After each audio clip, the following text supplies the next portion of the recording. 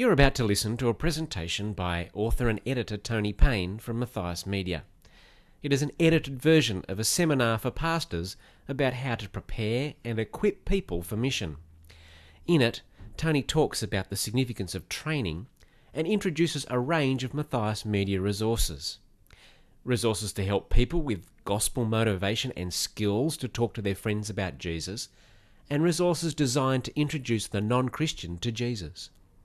The seminars were originally organised in conjunction with the Connect 09 mission being run by the Sydney Anglican Diocese.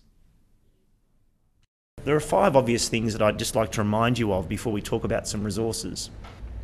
They are that disciple making, the first one, is that disciple making is done by disciples. I told you these were obvious things, but it's something to remember, especially when we're thinking about a big program. Disciple making, of course, is a continuum. Disciple making starts with just grabbing somebody, contacting them, inviting them along to a dinner, chatting with them over the back fence. It starts with an initial contact, and it progresses to telling someone the gospel and then becoming a Christian and then becoming mature as a Christian. Disciple making is a process, it's a continuum. And it's done by disciples.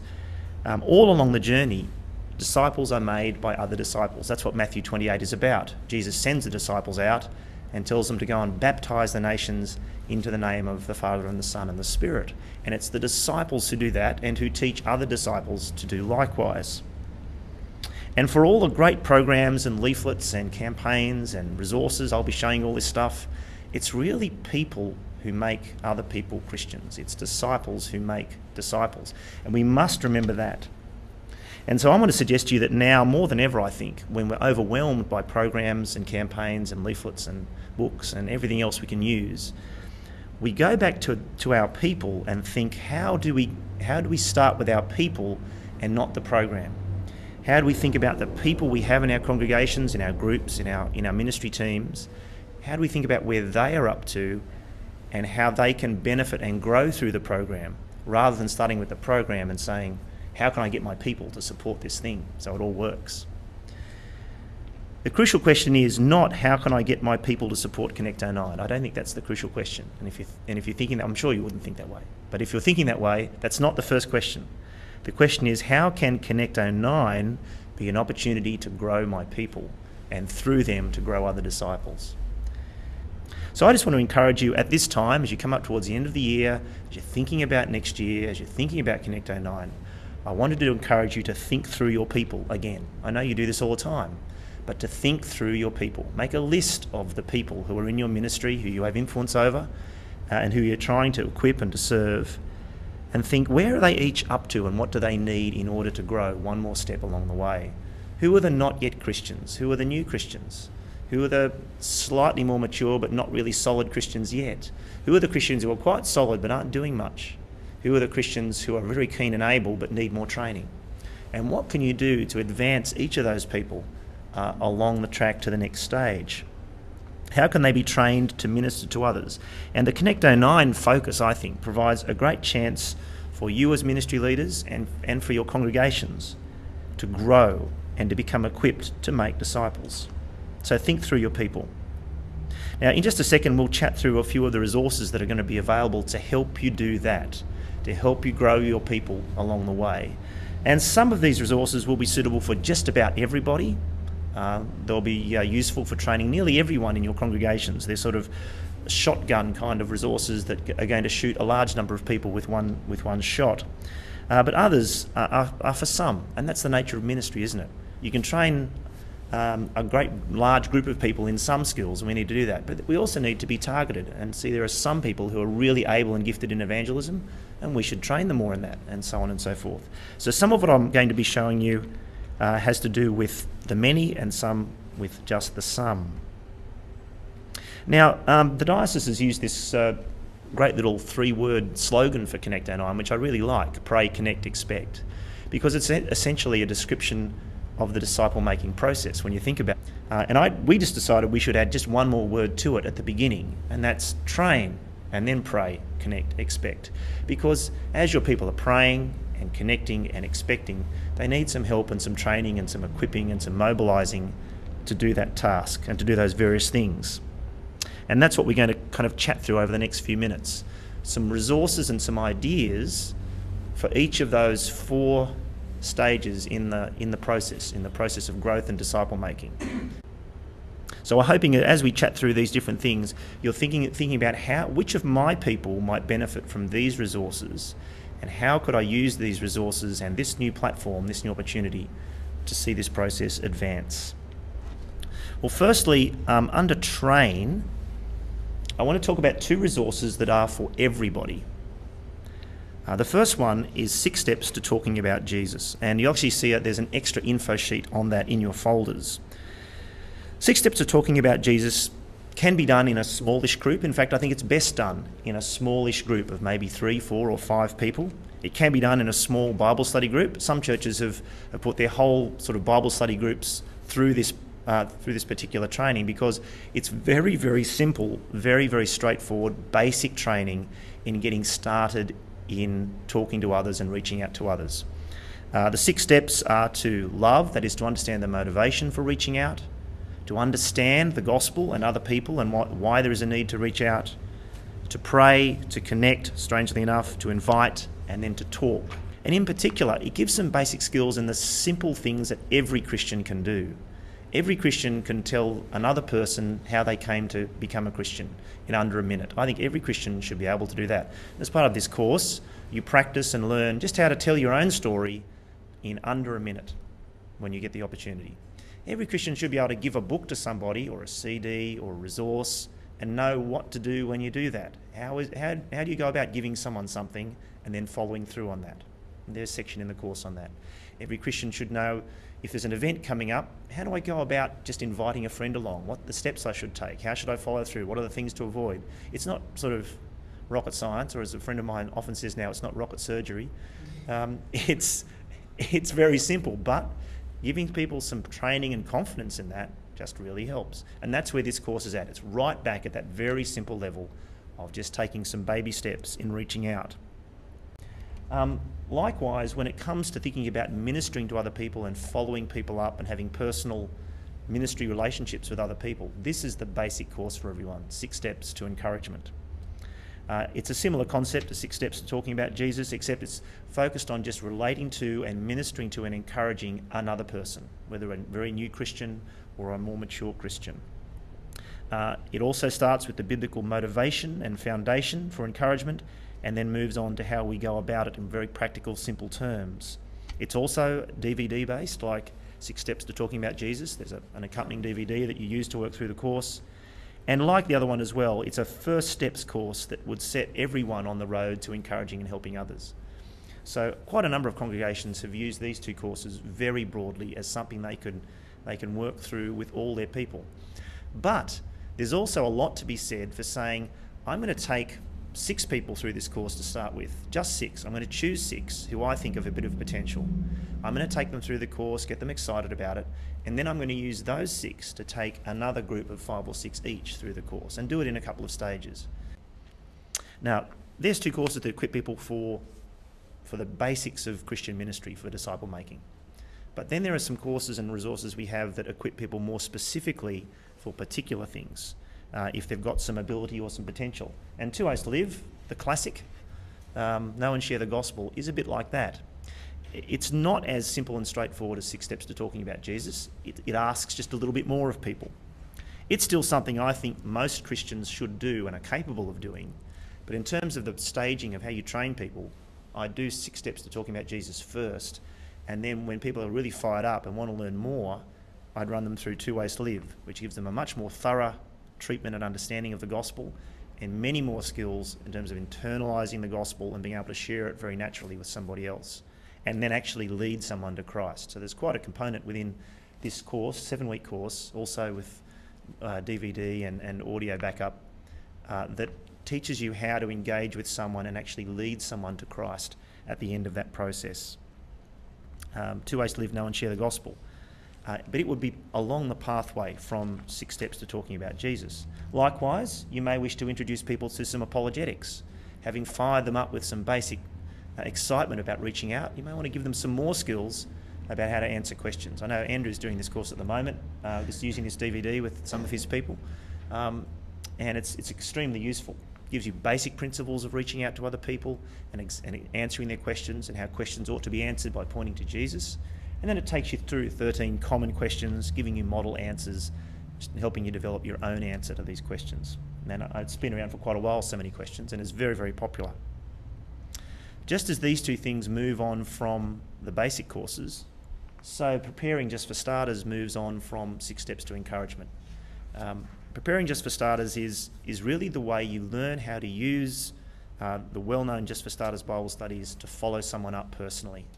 And this is, in my experience in talking to people, a neglected area of training and ministry in churches.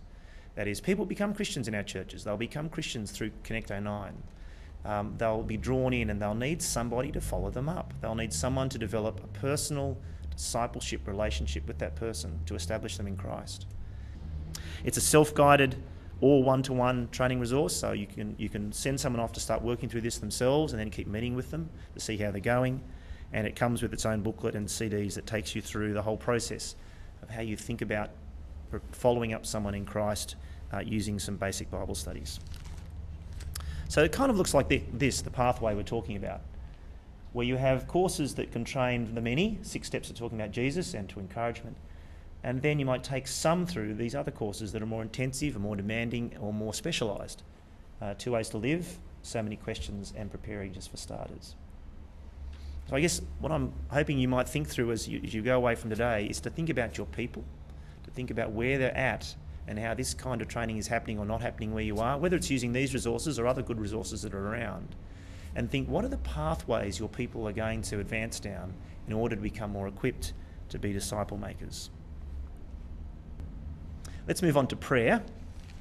So we're starting to train people, to move them along. We also want to equip them to pray.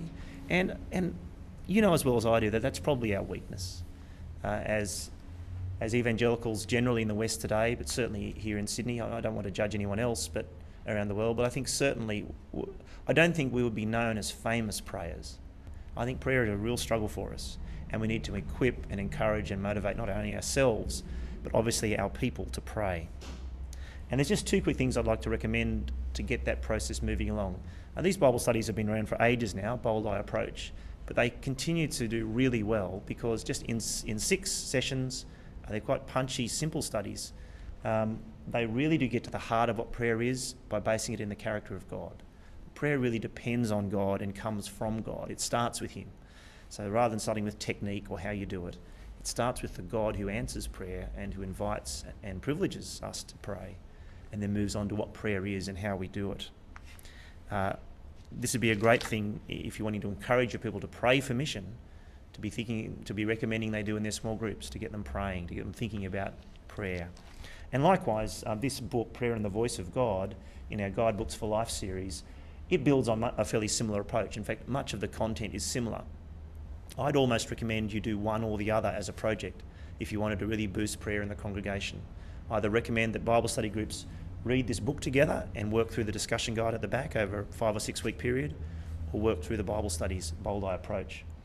Like all the guidebook series, its aim is practical theology. Its aim is to dig into the Bible, get the content, and drive it through into how it affects our lives and our discipleship. And there is a discussion guide enclosed or included to encourage prayer. Well, let's talk now about the Connect phase.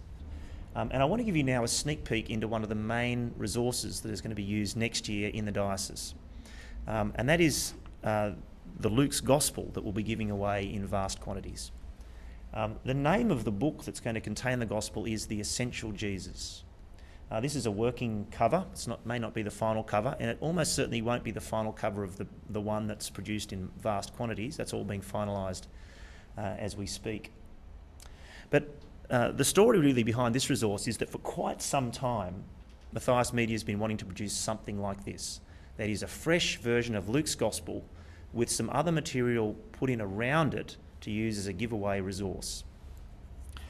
We wanted to aim it at the widest possible readership, so it's a fresh, accessible translation without being too much of a compromise in terms of it actually being what the Bible says. We wanted a cheap gospel that didn't look cheap, that felt attractive and like a worthwhile gift. And we wanted it to be about, under 100 pages, about 80 pages, a nice small little book. In particular, we'd been thinking that we wanted to use the kind of two ways to live way of thinking about evangelism that introduced the concepts of who God was and creation and sin and judgment, then gave people the Gospel of Luke or the Gospel of John, and then wrapped it up at the end. In other words, used the Gospel itself, say of Luke, as kind of like boxes 4 and 5 of Two Ways to Live, and had a complete package. That's the thing we'd been thinking about for a while. Then along came the diocese and said, we want to do something like that too. And we started talking and we decided we could do this together. And so the Essential Jesus begins with a few pages at the very beginning that really starts with previously in the Bible. It's kind of like that opening scene in a TV drama where the voiceover says, previously in Lost. And so very briefly we introduce people to the fact that God has created the world. That's the God we're talking about in Luke. That people have sinned and fallen short of that Adam and Eve have sinned, that Israel has sinned, God's own people in the Old Testament, that sin has entered the world and that's a real problem, and that people are accountable and judged for their sin in the Old Testament. And so when we get to the end of the Old Testament, there's kind of like a cliffhanger. What is God going to do? He's made some promises that he's going to fix up this mess. It hasn't worked so far. There's all these expectations. What's going to happen? Now read on. And so we introduce people to the idea that that's the stage onto which Jesus steps. Then comes the translation itself. The translation is a fresh, new translation of Luke's Gospel. It was first developed by Matthias Media back in the late 90s for use in a resource we were developing then, because we found it hard to find a gospel that was copyright free that we could actually use. The idea that we came up with in conjunction with the diocese was, why don't we take that translation, give it a thorough revision, get lots of people involved from around the world who are experts in translation and in Luke's Gospel to be consultants to that project, and let's come up with a new translation that's going to work for Sydney 21st century. And that's what we've done. After you have previously in the Bible and then the text of Luke's Gospel, then you have a kind of closing section, which is again only 3 or 4 pages, called Where to from here. It recaps what's happened previously, and then it summarises the Gospel.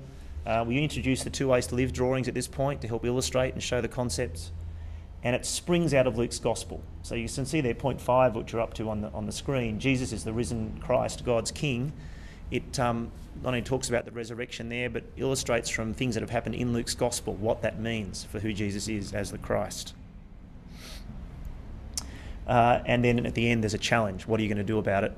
What are you going to do with the challenge of Jesus, which really is, are you going to repent because the kingdom of God is coming, or are you not? That's the challenge of Jesus in Luke's Gospel, and that's the way it ties up and finishes.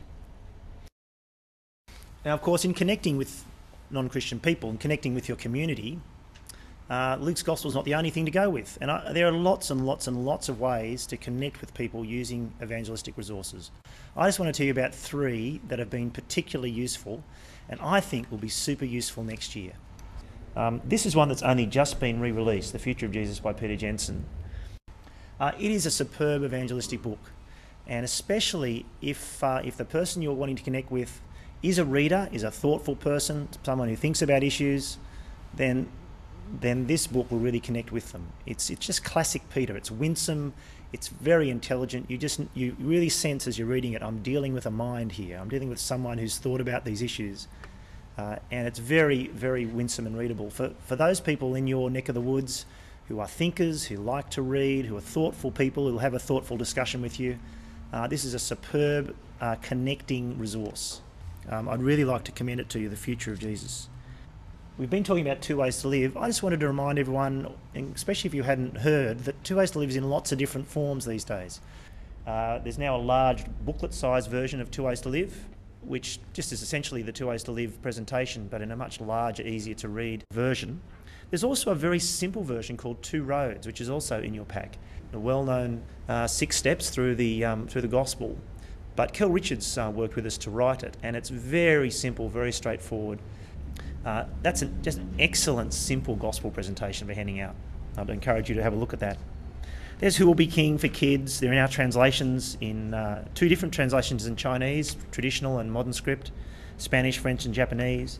And there's, of course, a CD-ROM as well of Two Ways to Live. So there's lots of Two Ways to Live things there, and they are still extremely useful resources because they meet people where they are. Therefore, they assume no knowledge whatsoever, and that's why they've been so successful over such a long time.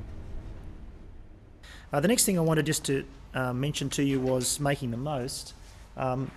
Fergus mentioned this. It's John Chapman at his classic best, if you haven't seen it.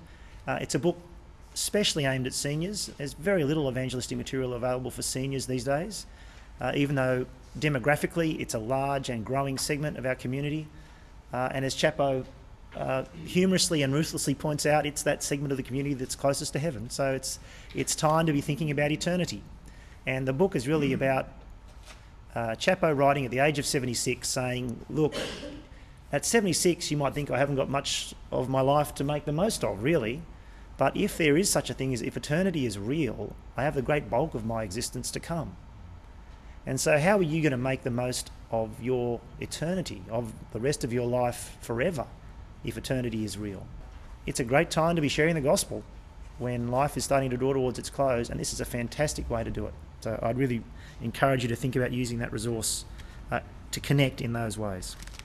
There's also a DVD version for seniors who either don't wish to read or maybe up beyond reading, and it's in your pack. Another one that has sold extremely well is Nothing in My Hand I Bring, and which has been another of the success stories of the last 12 months. There are so many people in our suburbs and churches and communities, either from Catholic backgrounds or who still are Catholic, or who are lapsed Catholic, the largest religion in Australia. So it's the kind of book that is extremely useful for starting a conversation and connecting with someone from a Roman Catholic background. It's warm. It's Ray Galea, who himself, of course, is a converted Roman Catholic, and it's got Ray's personality and warmth, but passion as well through the book for the truth. And in exploring the differences, Ray preaches the gospel, which is just a marvellous thing. So a lot of people have found this very, very useful, and starting a great connection and conversation with people from a Roman Catholic background. The only other thing I want to say under connect is that remember back to training and how vitally these things fit together. So the reason training is important with something like 6 Steps to Talking About Jesus is that it equips people to use these resources. Because what do you want people to do with this gospel? As Russell was saying, you want them to have a human contact if possible. You want them to actually hand the gospel to someone and then follow it through. Well, most people feel a bit intimidated even just by thinking about that. How do I do that? What do I say? How would I follow it up? What would I say afterwards? All those kind of issues are covered in 6 Steps to Talking About Jesus, which contains training in how to give something away to someone and how to use that as a way of connecting with them and talking about Jesus. So keep thinking about not only which resources are going to be useful in your context for promoting and enabling connection, but also keep thinking about how you can train people in how to use them. Well, let's move on to expect. We've trained people, we've prayed, we've used a whole series of different resources to start connecting with and sharing the gospel with people. As people start to respond and there is interest and connection, as there is movement and people coming on board, we have to follow that through, don't we? And there are basically 3 kinds of follow-up that I want to mention to you to think about how you can train and help your people to be these kinds of follow-up disciplers. The first one is through evangelistic or gospel courses. These are very, very familiar and well known, and I won't say a lot about them actually because there's lots of them out there and they're all good in their own ways. The one we produce is called Simply Christianity. But the Introducing God course that is produced through Christians in the Media is also an excellent course, as is Christianity Explored, which I think is going to be a little more available and prominent in Sydney over the next 12 months. Simply Christianity is a gospel course. It works through the Gospel of Luke in 5 weeks. So it's the kind of follow-up course where people are interested in the gospel, they've responded to something, you sit in a lounge room and you work through the Gospel of Luke together, talking about its implications over a 5-week period. It's a lounge room course that you use for fairly brief follow-up for 5 weeks or so, if that's the sort of situation you find yourselves in. Follow-up through courses is an important and useful thing to do, but it's not the only way. It's interesting that British evangelicals have commented, as I've talked to them, that in Australia we tend to evangelise as individuals and then follow up in groups. In the UK, it tends to be the other way around. They tend to evangelise in a pack, evangelise in a small group with a bunch of friends, evangelise corporately, and then follow up individually. And there is some strength to that, and it's an area we can keep thinking about, because there's a number of ways you can follow up somebody one-to-one and personally in evangelistic follow-up that is extremely valuable. There's 3 resources I've just popped up here that help you to do that. Well, actually more than 3. I've listed 5, but there's 3 pictures. Some of these are old, golden oldies. Tough Questions and Investigating Christianity have been around for going on 20 years. They still are extremely effective. The City Bible Forum people in the city still use Investigating Christianity a lot and find it extremely valuable. 4 studies in Investigating Christianity, 5 in Tough Questions. The God Who Saves, 5 studies, again, evangelistic studies you can sit down and work through individually. It's especially useful for people from a religious background, The God Who Saves. So if somebody looked at Nothing in My Hand I Bring and was that kind of person and then wanted to do something further and say, why don't we read the Bible together? The God Who Saves is the one you would probably use with them. It's extremely good for people from a religious, such as a Roman Catholic background. Well, evangelistic follow-up can happen in groups or in one-to-one. Personal follow-up of a new Christian usually happens one-to-one. And this comes back to your question, Andrew, about this other set of new Bible studies. There are now 2 kind of for starters Bible studies for new Christians. There's the classic Just for Starters, which has been around since the Billy Graham Crusade in 79, was actually written as a follow-up resource for that crusade and has been revised and updated over the years and has been, I think, the most widely used personal new Christian Bible study, certainly anywhere in Australia and the UK, over the last 20 years.